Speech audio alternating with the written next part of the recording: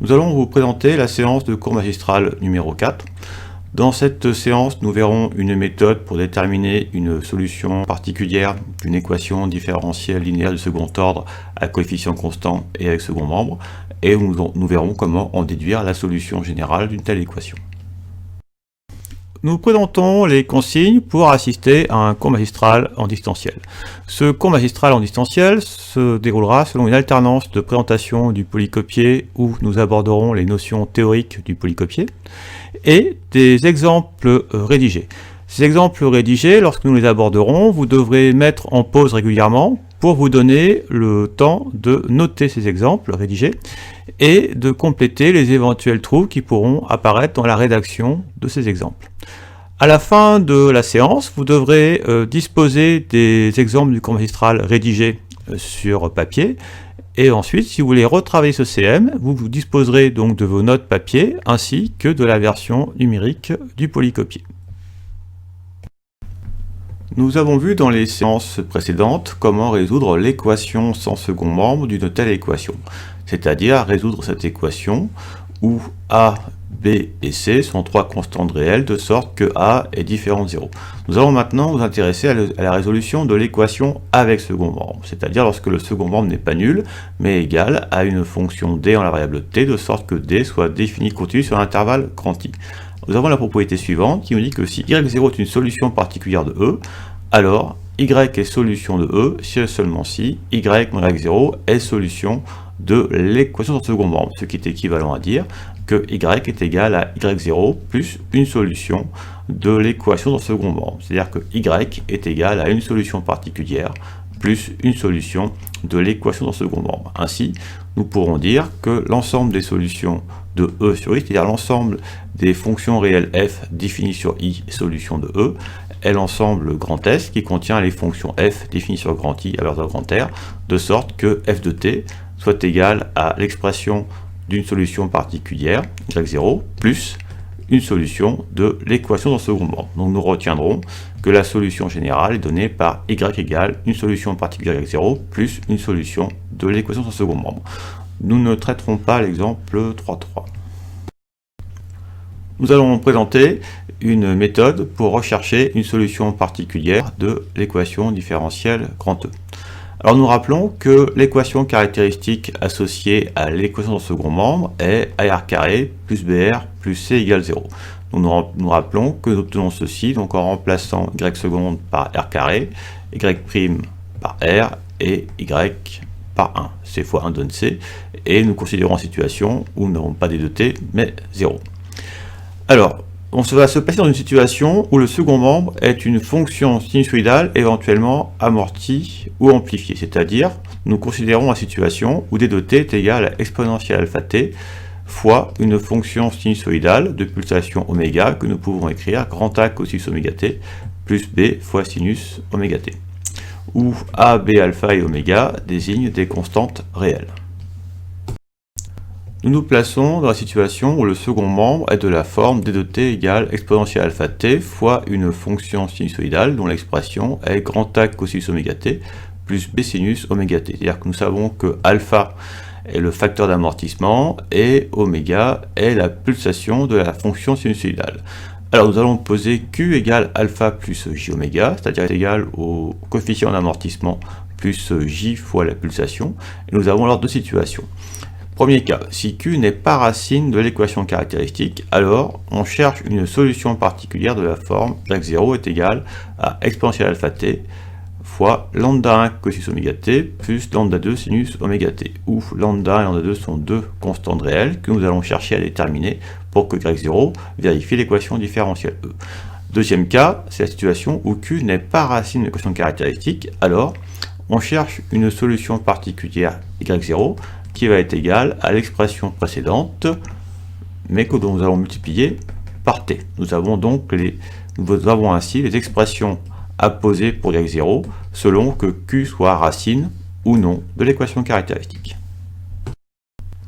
Remarque, dans la situation où la fonction d est constante, c'est-à-dire que la fonction ici est une constante, c'est pour ça que nous n'écrivons pas d de t, et que c, le facteur de y, est différent de 0. Alors, on cherchera une solution particulière constante de la forme y0 est égal à lambda. Effectivement, parce que nous aurons alors que y0' sera égal à 0, y0 seconde sera égal à 0, nous aurons donc cy0 égale t, nous trouverons y0 égale d sur c, qui sera une solution particulière de l'équation différentielle E. Nous allons traiter l'exemple 3.4. Nous allons vous présenter la rédaction de l'exemple 3.4. Nous allons commencer par procéder à des identifications de coefficients. Nous considérons une première situation où le second membre de 2t est égal à l'exponentielle 5t, le tout facteur de 2 cosinus 3t moins sinus 3t. Et on se propose de reconnaître que d de t est de la forme exponentielle alpha t fois grand A cosinus oméga t plus b sinus oméga t. Alors, ici nous pouvons lire directement les coefficients. Nous remarquons que alpha est égal à 5, convient. La pulsation oméga est égale à 3, convient. Grand A, le facteur du cosinus, est égal à 2. Et grand B, le facteur du sinus, est bien égal à moins 1. Alors, vous êtes invité pour les trois situations suivantes à préciser le alpha, le oméga, le A et le B pour reconnaître que d de t est bien égal à l'exponentielle alpha t, grand A, cosinus oméga t plus b sinus oméga t. Vous pouvez mettre cette vidéo en pause, vous pourrez donner le temps de compléter les blancs, puis relancer la vidéo pour avoir ma rédaction. Nous considérons la situation où le second membre d de t est égal à 2 exponentielle 4t fois sinus 3t, et nous voulons reconnaître que d de t est égal à l'exponentielle alpha t fois grand A cosinus oméga t plus b sinus oméga t. Alors, nous disons que le alpha est égal à 4. Nous disons que la pulsation oméga est égale à 3. Nous disons que grand A, le facteur du cosinus, est égal à 0 puisqu'il n'y a pas de cosinus, et que grand B, le facteur du sinus, est égal à 2. Nous considérons ensuite la situation où d de t est égal à 7 exponentielle moins 2t. Nous pouvons réécrire cette expression en disant que c'est aussi exponentielle moins 2t fois, entre parenthèses, 7 fois le cosinus de 0 fois t, plus quelque chose fois le sinus de 0 fois t. Alors effectivement, puisque nous savons que le cosinus 0 fois t, c'est aussi le cosinus 0 qui vaut 1. Ensuite, nous savons que le sinus 0 fois t, c'est le sinus 0 qui vaut 0, ce qui veut dire aussi qu'on peut mettre ici n'importe quelle valeur, comme elle est multipliée par 0, nous obtiendrons toujours 0 pour le produit. Alors, donc, nous voulons reconnaître que d de t est de la forme exponentielle alpha t fois grand A cosinus oméga t plus b sinus oméga t. Nous lisons que le facteur alpha est égal à moins 2. Nous lisons que la pulsation oméga est égale à 0. Nous lisons que grand A, le facteur du cosinus, est égal à 7, et que grand B, le facteur du sinus, eh bien, pour grand B, on peut mettre n'importe quelle valeur. Nous choisissons de mettre 0, nous aurions pu mettre 5, 4, 3, 2, 7, 8, n'importe quelle valeur, puisque le sinus de 0 vaut 0. Dernière situation, d de t est égal à 5 cosinus de t. Alors nous voulons reconnaître que d de t est de la forme exponentielle alpha t fois grand A cosinus oméga t plus b sinus oméga t. Nous lisons que le alpha est égal à 0, effectivement, puisque si nous remplaçons alpha par 0, ça nous fait exponentielle 0t, qui est égal à exponentielle 0, qui est égal à 1. Donc tout se passe comme si nous avions seulement a cosinus oméga t plus b sinus oméga t. À ce moment-là, nous lisons la pulsation oméga, qui est égale à 2. Nous lisons le grand A, le facteur du cosinus, qui va être égal à 5. Et comme il n'y a pas d'expression en sinus, nous disons que le facteur du sinus est égal à 0. Nous rappelons la notion d'équation caractéristique associée à une équation différentielle linéaire du second ordre à coefficient constant et sans second membre. Donc pour obtenir cette équation caractéristique, nous remplaçons y seconde par r carré, y' par r et y par 1. Alors vous pouvez donc déterminer les équations caractéristiques de chacune de ces deux équations différentielles linéaires du second ordre à coefficient constant. Vous pouvez mettre la vidéo en pause pour donner le temps de le faire, puis la relancer pour avoir ma rédaction. Nous lisons que l'équation caractéristique associée à l'équation différentielle 5y seconde plus 3y' moins 2y égale 0 est donnée par 5r carré plus 3r moins 2 égale 0. Nous lisons que l'équation caractéristique associée à l'équation différentielle 7y seconde moins 5y est égal à 0 est donnée par 7r carré plus 0 fois r moins 2. Nous avons 0 fois r puisque effectivement il n'y a pas de terme en y', ce qui veut dire que le facteur de y' est 0. C'est pourquoi nous voyons apparaître 0 fois r. Nous pouvons ainsi écrire cette équation caractéristique 7r carré moins 2 égale 0. Rappel, nous considérons un réel oméga 0 strictement positif et l'équation différentielle E définie par y seconde plus oméga 0 carré y égale 0. Nous pouvons alors dire directement que les solutions de E sur grand I, c'est-à-dire les solutions à la variable t telles que t appartient à l'intervalle grand I, sont les fonctions de la forme y est égal à grand A cosinus oméga 0 t plus phi, avec a qui appartient à r+, et phi qui appartient à l'intervalle moins pi ouvert en moins pi. En exemple, nous allons considérer l'équation différentielle E définie par y seconde plus 11y est égal à 0. Nous voulons résoudre grand E sur y grand R. Alors nous allons reconnaître que cette équation différentielle est de la forme y seconde plus oméga 0 car y est égal à 0 en précisant qui est oméga 0. Et nous pourrons alors en déduire les solutions de E en appliquant cette formule. Donc nous pourrons alors donner les solutions de E en remplaçant oméga 0 par ce que nous aurons trouvé. Vous pouvez mettre cette vidéo en pause, prenez le temps de compléter les blancs, puis la relancer pour avoir ma rédaction. Nous remarquons que y seconde plus 11y est égal à 0 peut s'écrire sous la forme y seconde plus oméga 0 carré y égale 0 avec oméga 0 carré qui est égal à 11, c'est-à-dire oméga 0 est égal à la racine de 11 en imposant que oméga 0 soit strictement positif. Nous déduisons que les solutions de E sont les fonctions de la forme y est égal à a cosinus oméga 0 t plus phi, c'est-à-dire y est égal à a cosinus racine de 11t plus phi avec a qui appartient à r+, et phi qui appartient à l'intervalle moins pi ouvert en moins pi fermé en pi.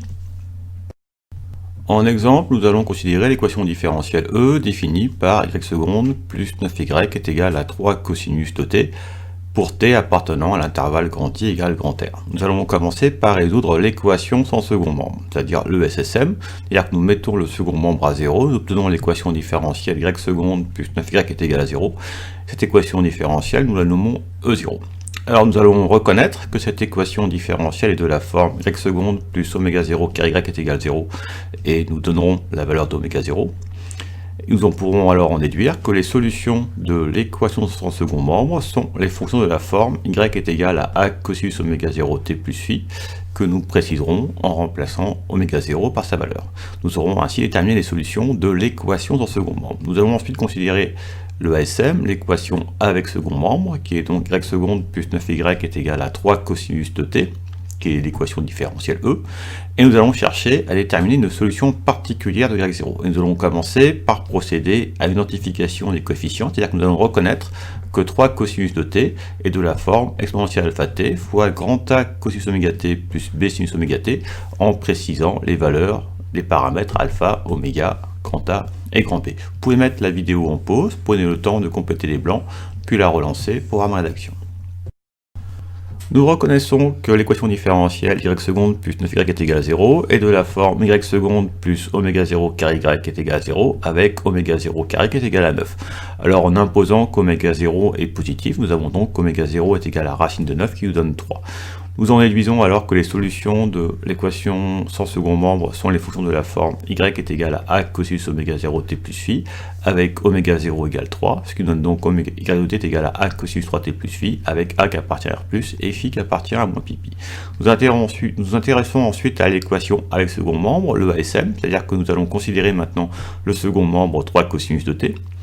Nous allons chercher une solution particulière y0, et pour commencer, nous allons procéder à l'identification des coefficients. Nous allons reconnaître que le second membre 3 cosinus de t est de la forme exponentielle alpha t fois grand A cosinus oméga t plus b sinus oméga t, et nous lisons que cela est effectif en posant alpha égale 0. Effectivement, en posant alpha égale 0, exponentielle alpha t nous donne exponentielle 0t, exponentielle 0 qui est égale à 1. Donc il ne nous reste plus que a cosinus oméga t plus b sinus oméga t. La pulsation oméga est égale à 2. Le facteur du cosinus est égal à 3. Et comme nous ne voyons pas de sinus, ça veut dire que le facteur du sinus est égal à 0. Nous voulons résoudre l'équation avec second membre. Pour cela, nous voulons déterminer dans un premier temps une solution particulière y0. Nous avons reconnu que le second membre 3 cos de t est de cette forme, avec les paramètres alpha égale 0, oméga égale 2, a égale 3 et p égale 0. Nous posons alors q est égal à alpha plus j oméga. Nous remplacerons alpha par sa valeur, oméga par sa valeur pour obtenir q. Ensuite, nous nous poserons la question, est-ce que q est solution de l'équation caractéristique de l'équation de second membre, c'est-à-dire de y seconde plus 9y est égal à 0. Alors nous allons commencer par écrire l'équation caractéristique associée à cette équation différentielle. Et ensuite, nous regarderons si, en remplaçant R par Q, nous obtenons ou pas 0. Si nous obtenons 0, nous pourrons dire que Q est solution de l'équation caractéristique. Si jamais le résultat est différent de 0, alors nous dirons que Q n'est pas solution de l'équation caractéristique, ce qui sera bien la situation rencontrée ici. Vous pouvez mettre la vidéo en pause, prenez le temps de compléter les blancs, puis la relancer pour avoir ma rédaction. Nous avons posé Q égale alpha plus J oméga avec alpha qui est égal à 0 et oméga qui est égal à 2, ce qui nous donne donc 0 plus J fois 2, c'est-à-dire Q égale 2J. Ensuite, l'équation caractéristique associée à y seconde plus 9y est égal à 0 est donnée par 1 fois r carré plus 0r plus 9. Donc 1 est bien le facteur de y seconde, 0 est bien le facteur de y prime puisque nous ne voyons pas apparaître de y prime dans cette équation différentielle, et 9 est bien le facteur de y. Alors cette équation caractéristique s'écrit aussi r carré plus 9 égale 0. Pour savoir si Q est solution de cette équation différentielle, nous remplaçons R par Q, nous donnons Q carré plus 9. Comme Q vaut 2J, nous savons que Q au carré vaut moins 4. Moins 4 plus 9 est égal à 5. Nous voyons que nous n'obtenons pas 0. Donc Q n'est pas solution de l'équation caractéristique. Nous avons établi que Q n'est pas racine de l'équation caractéristique. Nous savons d'après le cours que dans cette situation, nous allons devoir poser y0 égale exponentielle alpha t, facteur de lambda 1 cosinus oméga t plus lambda 2 sinus oméga t, où lambda et lambda 2 sont deux constantes réelles, et alpha, oméga sont les paramètres que nous avons identifiés précédemment, c'est-à-dire alpha égale 0, oméga égale 2. Nous allons commencer par remplacer alpha par 0, et remplacer oméga par 2 pour obtenir l'expression à la variable t de y0. Il ne nous restera plus que les paramètres lambda 1 et lambda 2 déterminés. Donc pour cela, nous calculerons y0', y0 seconde. Nous utiliserons les formules des dérivées de cosinus at et sinus at. Nous savons que la dérivée de cosinus at est donnée par moins a sinus at et que la dérivée de sinus at est donnée par a cosinus at. Ainsi, nous obtiendrons les expressions de y0', y0 seconde en fonction de t et de lambda, lambda 2. Et pour déterminer lambda 1 et lambda 2, nous résoudrons cette équation. y0 seconde plus 9y0 est égal à 3 cosinus de t.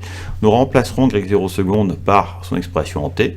Nous remplacerons y0 par son expression en t et nous transformerons le premier membre de sorte à faire apparaître une expression, donc quelque chose fois cos de t, quelque chose fois sinus de t, et le tout sera donc égal à 3 cosinus de t. Vous pouvez mettre cette vidéo en pause, vous pouvez donner le temps de compléter les blancs, puis la relancer pour avoir ma rédaction. Nous avons posé y0 est égal à cette expression, avec alpha égale 0 et oméga égale 2. Donc en remplaçant alpha par 0, nous obtenons exponentielle 0 fois t, exponentielle 0 fois t vaut 1.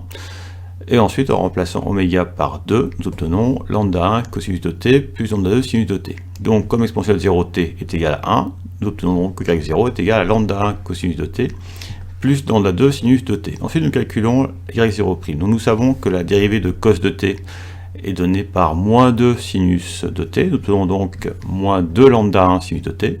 Nous savons que la dérivée de sinus de t est donnée par 2 cosinus de t. Nous obtenons donc 2 lambda 2 cosinus de t. Ensuite, nous dérivons encore une fois, nous savons que la dérivée de sinus de t est égale à 2 cosinus de t, donc fois moins 2 lambda 1, ça nous donne moins 4 lambda 1 cosinus de t. Nous savons que la dérivée de cosinus de t est donnée par moins 2 sinus de t, et donc fois 2 lambda 2, ça nous donne moins 4 lambda 2 sinus de t. Ensuite, dans cette égalité, nous remplaçons y0 seconde par son expression en t. Nous remplaçons y0 par son expression en t, et nous allons alors déterminer le facteur de cosinus de t. Nous voyons que cosinus de t est donc facteur de moins 4 lambda 1 plus 9 lambda 1. Et moins 4 lambda 1 plus 9 lambda 1, ça nous donne 5 lambda 1. Nous déterminons ensuite le facteur de sinus de t. Alors nous avons donc moins 4 lambda 2 plus 9 fois lambda 2. Et moins 4 lambda 2 plus 9 lambda 2, ça nous donne bien 5 lambda 2. Nous obtenons ainsi que 5 lambda 1 cosinus de t plus 5 lambda 2 sinus de t est égal à 3 cosinus de t. Nous avons posé y0 est égal à lambda 1 cosinus de t plus lambda 2 sinus de t. Nous voulons que y0 vérifie cette égalité. Cette égalité est équivalente à dire que nous avons 5 lambda 1 cosinus de t plus 5 lambda 2 sinus de t qui est égal à 3 cosinus de t. Et nous voyons que 3 cosinus de t, c'est aussi 3 cosinus de t plus 0 sinus de t. Ainsi, nous avons une égalité de fonctions sinusoïdales. Et cette égalité aura lieu si et seulement si les facteurs des cosinus sont égaux, 2 à 2, et les facteurs des sinus sont égaux, 2 à 2. Nous pouvons alors procéder par identification en disant que nous devons avoir 5 lambda 1 égale 3 et 5 lambda 2 égale 0. Nous pourrons alors en déduire les valeurs de lambda 1 et lambda 2. En connaissant lambda 1 et lambda 2, nous pourrons obtenir l'expression en t de y0. Et une fois que nous aurons l'expression de y0, nous aurons ainsi déterminé une solution particulière de E, et nous savons que les solutions de E sont les fonctions de la forme y est égal à y0 plus une solution de l'équation en second membre. Et donc en remplaçant y0 par son expression, et en donnant l'expression d'une solution de l'équation en second membre, nous pourrons conclure sur la solution générale de l'équation différentielle E. Vous pouvez mettre cette vidéo en pause, puis pour donner le temps de compléter les blancs, puis la relancer pour voir ma rédaction. Par identification des facteurs de cosinus et de sinus, nous obtenons que 5 lambda 1 est égal à 3 et 5 lambda 2 est égal à 0. Ainsi, lambda 1 est égal à 3 cinquièmes et lambda 2 est égal à 0 sur 5 qui vaut 0. Nous avons posé que y0 est égal à lambda 1 cosinus de t plus lambda 2 sinus de t. Donc ça nous donne aussi 3 cinquièmes cosinus de t plus 0 sinus de t, car lambda 1 est égal à 3 cinquièmes, lambda 2 est égal à 0. Il nous reste donc que y0 est égal à 3 cinquièmes cosinus de t, puisque 0 fois sinus de t est égal à 0.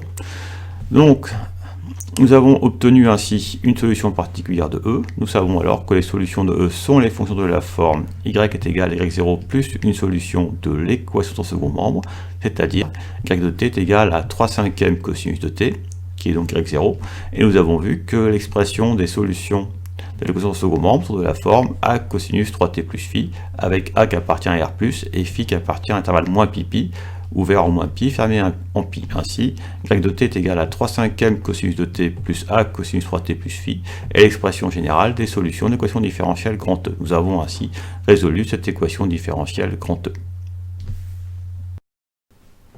Exemple, nous allons considérer l'équation différentielle E définie par y seconde plus 9y est égal à 5 exponentielle t pour t appartenant à l'intervalle I à grand R. Nous allons commencer par résoudre l'équation sur second membre, c'est-à-dire que nous mettons le second membre à 0, nous obtenons l'équation différentielle y seconde plus 9y est égal à 0. Cette équation différentielle, nous l'avons déjà résolue précédemment, et nous savons que les solutions de cette équation différentielle sont les fonctions de la forme y est égal à a cosinus 3t plus phi, avec a qui appartient à r+, et phi qui appartient à l'intervalle moins pi, ouvert moins pi, fermé en pi.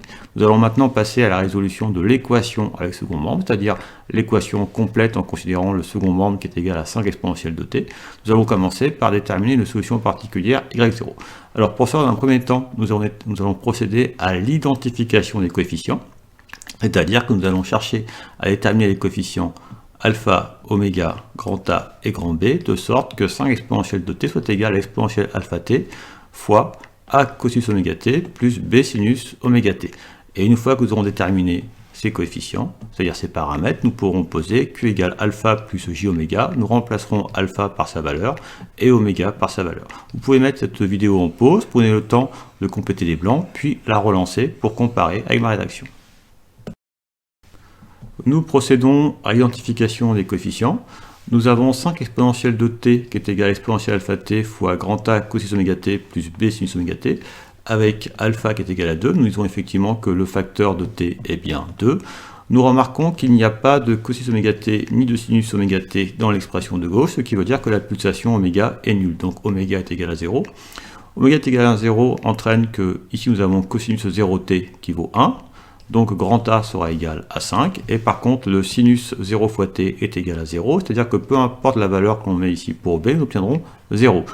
Nous pouvons proposer de mettre 0, sachant qu'on pourrait mettre n'importe quelle autre valeur, puisque cette valeur grand B est multipliée à sinus 0 qui vaut 0. Nous avons ainsi identifié les paramètres de cette expression pour qu'elle soit égale à 5 exponentielle de t. Nous posons ensuite q égale alpha plus j oméga.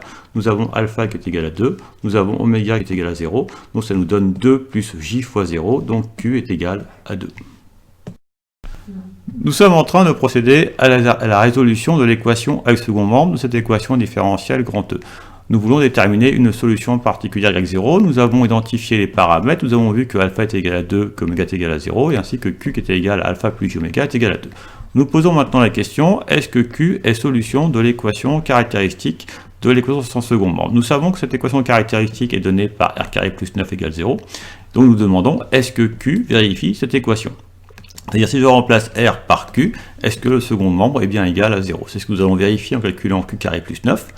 Et vous trouverez que la valeur est différente de 0, donc vous pourrez conclure que Q n'est pas solution de l'équation caractéristique. Nous savons alors que la forme donnée à y0 égale exponentielle alpha t fois, ouvrez la parenthèse, lambda 1 cosinus oméga t plus lambda 2 sinus oméga t, avec lambda 1 et lambda 2 qui sont des constantes réelles. Nous remplacerons alpha et oméga par leurs valeurs respectives, afin d'obtenir l'expression de y0 en fonction de t. Il nous restera à déterminer les paramètres lambda et lambda 2. Pour cela, dans un premier temps, nous calculerons la dérivée de y0 et la dérivée seconde de y0. Nous rappelons que la dérivée exponentielle à t est égale à a exponentielle à t. Donc vous pouvez mettre cette vidéo en pause, prenez le temps de compléter les blancs, puis vous pourrez la relancer pour comparer avec ma rédaction. Nous avons Q égale 2. Ainsi, Q carré plus 9 est égal à 4 plus 9, qui est égal à 13, qui est différent de 0. Donc, Q n'est pas solution de l'équation caractéristique.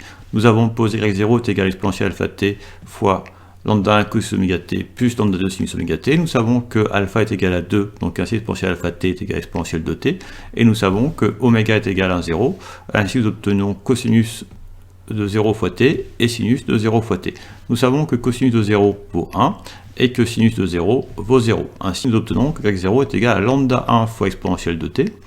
Nous déduisons que la dérivée de y0 est donnée par lambda 1 fois dérivée exponentielle de t qui est égale à 2 exponentielle de t. Ainsi, nous obtenons 2 lambda 1 exponentielle de t.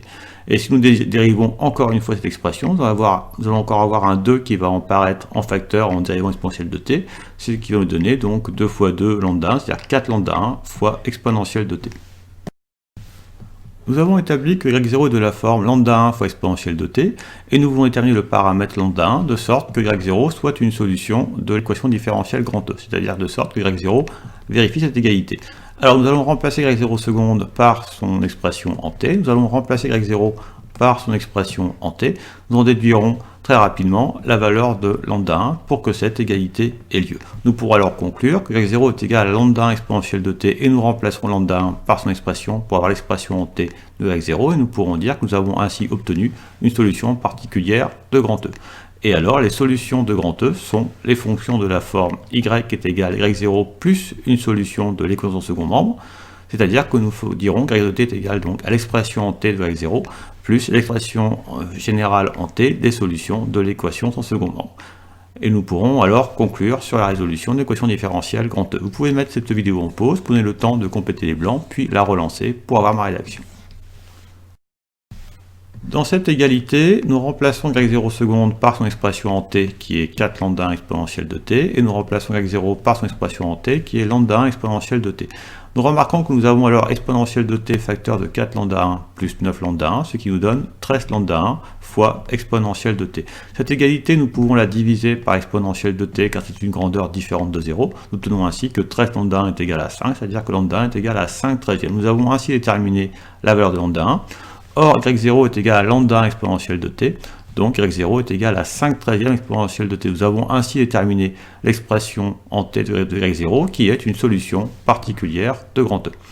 Nous réduisons que les solutions de grand E sont les fonctions de la forme y est égal à y0 plus une solution de l'équation de second membre, c'est-à-dire y de t est égal à 5 treizièmes exponentielle de t plus grand A cosinus 3t plus phi, parce que nous savons que les solutions de l'équation de second membre sont de la forme grand A fois cosinus 3t plus phi, avec A qui appartient à R+, et phi qui appartient à l'intervalle moins pi pi, ouvert en moins pi, fermé en pi. Nous avons ainsi déterminé la solution générale de grand E.